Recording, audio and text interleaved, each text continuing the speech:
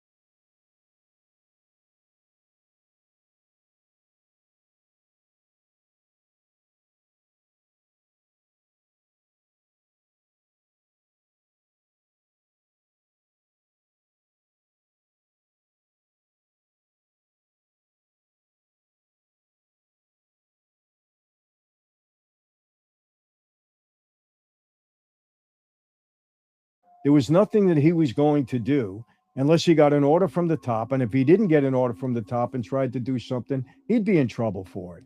So we didn't have to fear each other in that regard. Who I feared my boss. Like I said, he had the life and death over me. If I would have done something wrong, he could have had me killed. No question about it.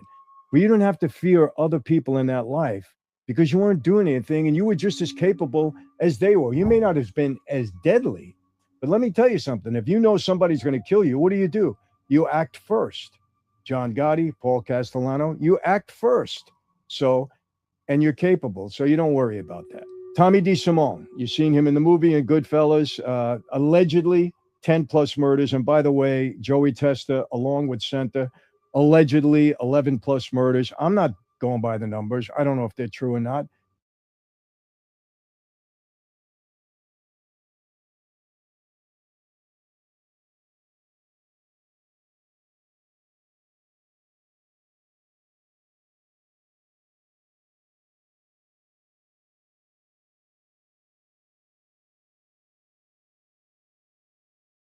I know that he did a lot of damage in that regard. Tommy DeSimone, you saw him. I got to tell you, Joe Pesci, just brilliant. He did a brilliant job in that movie. No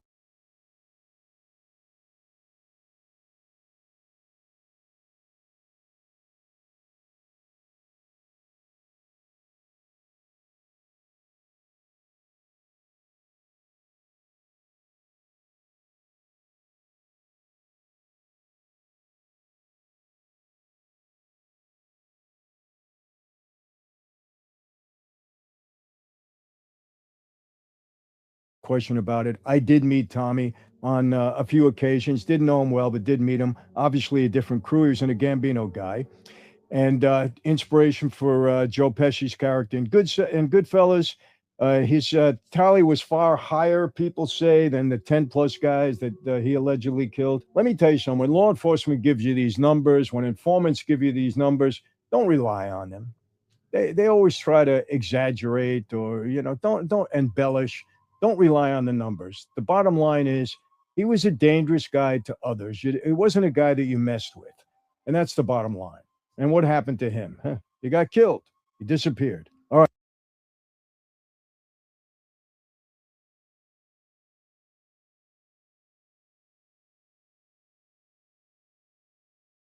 All right, now let's go to some people that I didn't know but have a reputation. I'll read a little bit about this.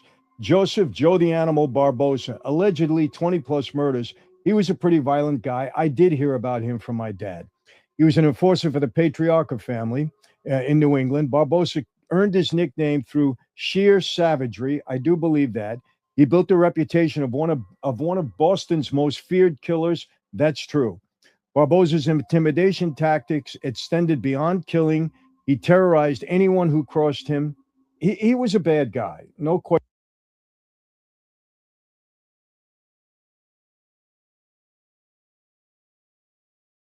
about it. Even my dad talked to me about him. In 1976, after turning government witness, He was gunned down in San Francisco in a mob hit. And by the way, these are my own notes. I make my notes so I don't forget anything. So I put him up there. He's a guy that you had to be afraid of. You had to fear.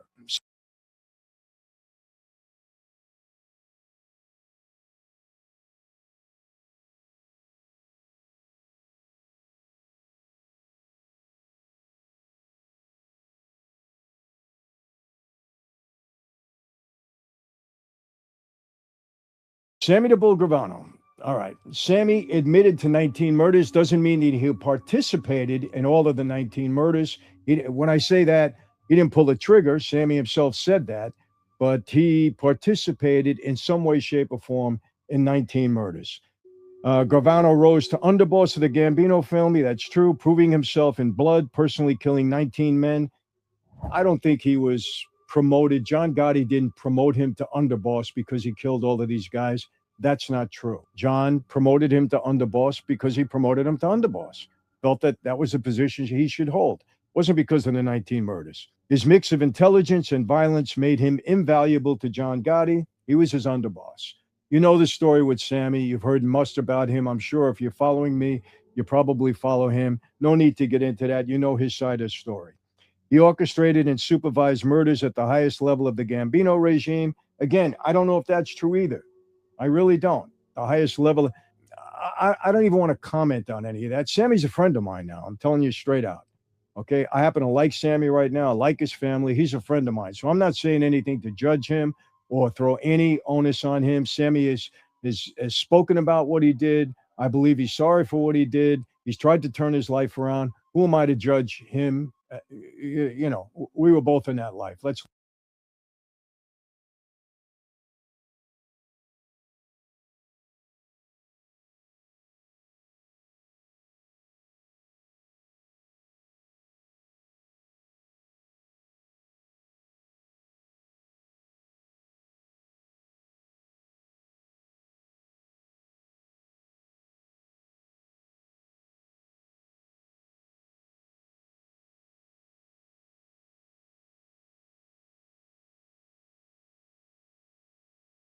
leave it at that.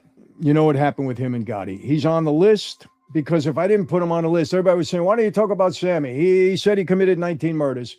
He admitted to committing 19 murders. Why didn't you talk about it? So I put him on a list for no other reason than that.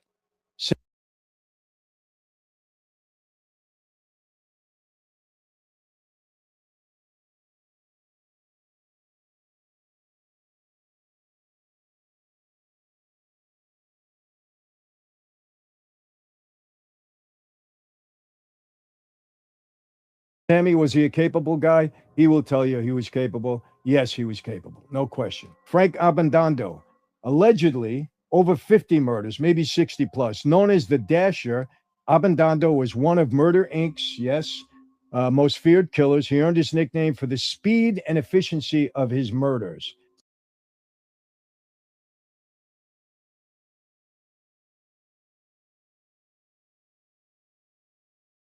Murder Inc. They had a lot of murderers, a lot of bad guys in Murder Inc. I did a whole video about it.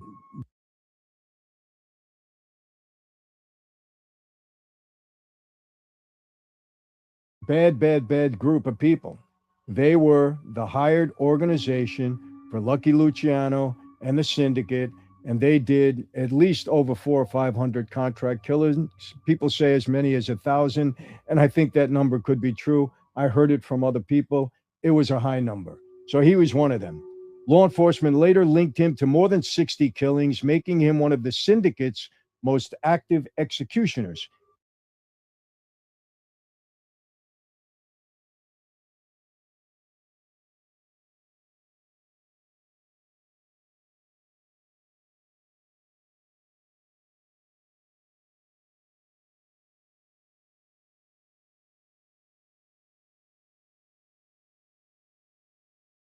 He was convicted and executed in the electric chair in 1942, and that ended his career. You know, when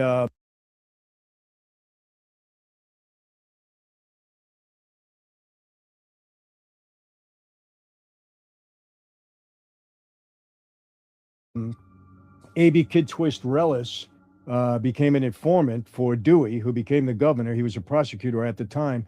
Rellis implicated a lot of guys. A lot of guys became informants. It happens all the time. You know, when they get pressure, they become informants and they start implicating everybody. A lot of guys were a lot of the executioners in Murder Inc., and there were a few of them. We'll get into a couple more. A lot of them, you know, were sentenced to either life in prison or death.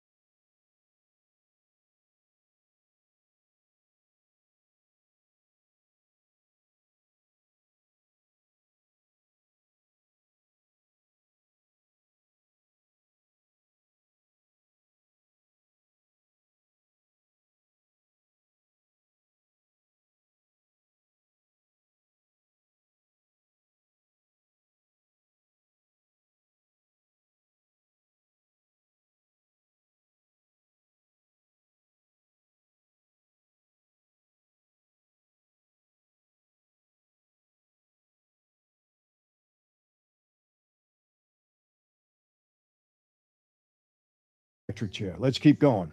Abe Kid Twist Rellis, 11 plus murders, but he was tied to 85 through his own testimony. He said he killed as much as 85, 90, 100 murders. A Murder Inc. hitman, Rellis specialized in strangulation and ice pick killings. Bad stuff. He confessed to numerous murders and implicated dozens of others. Rellis was a key government witness, helping bring down Murder Inc. by detailing 85 plus mob killings. In 1941, he mysteriously fell from a hotel window while he was under police guard. Did he fall? Did the mob get to the cops in the room? Something happened. Somebody was able to come in there. I don't think he fell out a window, my opinion. But he's the guy that really busted up Murder Inc. And it was Dewey, the prosecutor, that really came down on them. And you know the story. I'm not going to be redundant, but go back and look at my video. It's only a couple of days ago. All right, number 8, Harry Happy Mayone, 20 plus murders. Mayone, another Murder Inc. guy. He was a killer. He was known for his brutality and loyalty to the syndicate. He participated in numerous contract hits across New York. He favored gruesome methods, often stabbing or beating victims before finishing them off. Like many of his peers, Mayone was eventually convicted and executed in the electric chair in 1942. Brutal stuff. All Murder Inc. They were a bad organization. Harry Pittsburgh Phil Strauss, 100 plus murders. Again, he was Murder Incorporated's most prolific executioner. He was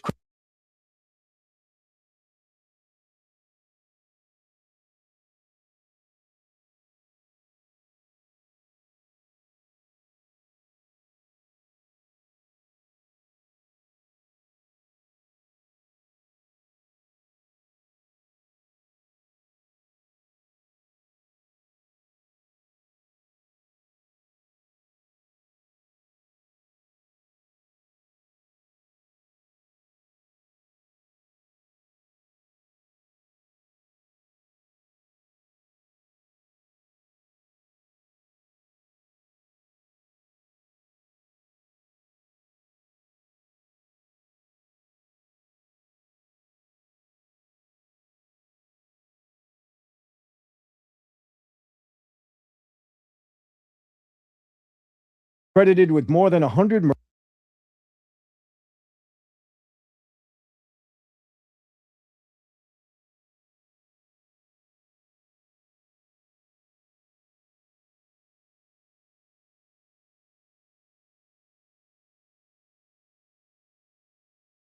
murders. His adaptability made him deadly with ice picks, guns, strangulation, or even fire.